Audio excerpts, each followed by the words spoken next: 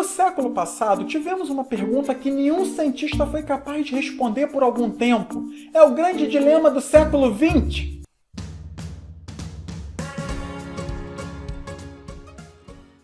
Olá pessoal, sejam muito bem-vindos ao nosso canal Fórmula de Soluções. Hoje nós vamos conversar sobre o grande dilema científico do século XX.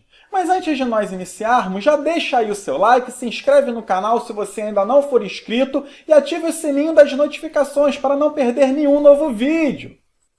No século XX, nós tivemos diversas descobertas científicas. A teoria da relatividade com Einstein, a teoria do Big Bang em 1927, a estrutura do DNA foi elucidada por Watson e Crick, e o homem também pisou na Lua. Mas eu quero aqui voltar para o ano de 1911. E agora eu quero relembrar o modelo atômico de Rutherford, aonde nós tínhamos um núcleo central de carga elétrica positiva e nós também tínhamos uma região periférica, a eletrosfera, que continha as partículas de carga negativa. E o grande dilema, a grande pergunta foi: qual o comportamento dos elétrons nesse modelo atômico de Rutherford? Rutherford não explica. E aí nós, então, podemos pensar em duas possibilidades. A primeira das opções é o elétron estar estacionário. O núcleo positivo, então, iria atrair o elétron, que estaria parado. E essa força de atração núcleo-elétron, aqui a força elétrica, iria fazer com que os elétrons eles fossem colabar no núcleo. E nós não teríamos, então, mais o modelo atômico de Rutherford, estaria mais parecido com o modelo atômico de Thomson. A outra opção seria o elétron em movimento ao redor do núcleo. Vamos aqui admitir que o elétron tem a velocidade constante ao redor do núcleo. Eu agora pergunto para vocês, essas velocidades elas são sempre iguais? Se nós pensarmos um pouco, o valor dela pode ser igual, mas a direção e o sentido, eles sofrem alterações. Então, o elétron precisa variar a direção do movimento. E pela física clássica, para o elétron variar a direção do movimento e o sentido, ele deve emitir energia radiante, ou seja, ele vai perdendo energia. Ele vai perdendo energia potencial, essa energia que tem essa distância, né, do núcleo do elétron, e cada vez mais ele vai tendo uma trajetória próxima do núcleo, até que a gente volta àquela situação, onde o elétron está colabado com o núcleo. Então, para essa pergunta, qual o comportamento do elétron ao redor do núcleo? Ele está estacionário ou ele está em movimento? Foi visto pelos cientistas nas suas reuniões que ambas as alternativas eram inconsistentes com a realidade. E isso foi uma pergunta que, nossa, foi realmente um dilema para o mundo científico. E quem resolve essa pergunta? Niels Bohr. Não sei se vocês sabem que Bohr era aluno de Rutherford. E Rutherford até tem uma fala sobre Bohr.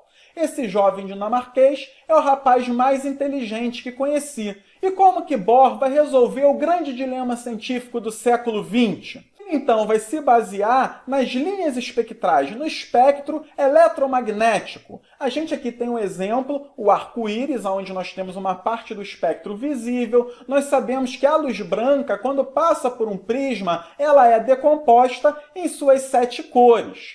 E qual foi o experimento que Bohr fez? Ele, então, utilizou uma lâmpada de hidrogênio, continha gás hidrogênio. Ele ligou a lâmpada, então foi fornecida energia para o gás hidrogênio, que então liberou energia luminosa, luz.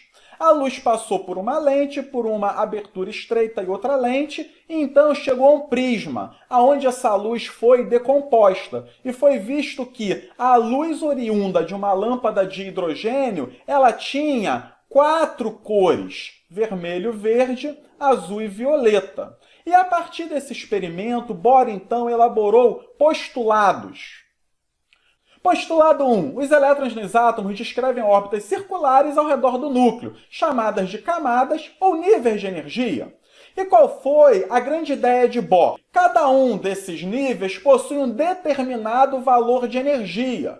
E os elétrons só podem ocupar essas camadas, as regiões permitidas. Os elétrons eles não poderiam ocupar uma região entre as camadas. Mas por que isso? Vamos ao postulado 2. Aqui ele diz: Os elétrons somente podem passar de um nível de energia para um outro mais externo, como está mostrando aqui na figura, desde que absorva uma quantidade de energia bem definida. Ou seja, Bohr coloca que cada camada vai ter o seu próprio conteúdo de energia. Para o elétron fazer a passagem de uma camada para outra, ele tem que absorver uma quantidade definida de energia. Ora, na lâmpada de hidrogênio, nós estamos fornecendo energia para o gás hidrogênio.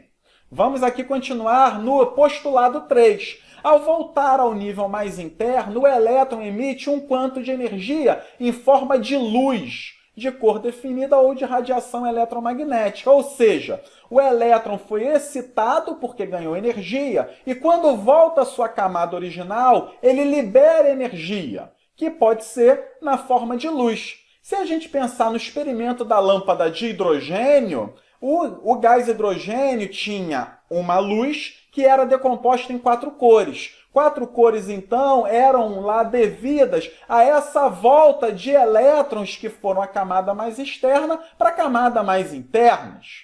Então, Bohr ele viu que, por exemplo, a linha vermelha no espectro é causada por elétrons passando da terceira para a segunda órbita. É claro que eu aqui estou passando muito rápido, mas tudo isso está embasado em cálculos. Então, se o elétron passasse da terceira para a segunda órbita, a luz vermelha seria emitida. E aí ele viu, então, que essa volta dos elétrons de camadas externas para camadas internas, elas, então, iriam gerar as cores.